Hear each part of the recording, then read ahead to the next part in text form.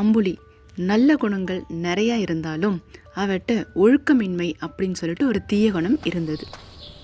காலையில் லேட்டாக எழுந்திரிக்கிறது, நைட்டு லேட்டாக தூங்க போகிறது, படிக்கிறது கிடையாது, ஸ்கூல்ல இருந்து வந்தால் புத்தகங்களை தூக்கி வீசி எறிகிறதுன்னு சொல்லி நிறைய கெட்ட பழக்கங்கள் இருந்தது. இதை பார்த்த அம்புலியோட தாய் தந்தையர்கள் ஒழுக்கம்தான் முதன்மையானது, மற்றதெல்லாம் அப்புறம்தான் அப்படின்னு சொல்லி கொடுக்குறாங்க.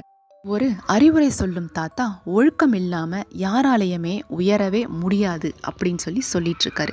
இதை கேட்ட அம்புலி, ஒழுக்கம் இல்லைன்னா வெற்றி பெற முடியாத தாத்தா அப்படின்னு சொல்லி கேட்டதுக்கு தாத்தா சொல்கிறாரு, என்னுடைய சோம்பலை உதறி நாளைக்கு அதிகாலையில் சீக்கிரமாக எழுந்திரி அப்படின்னு சொல்கிறாரு.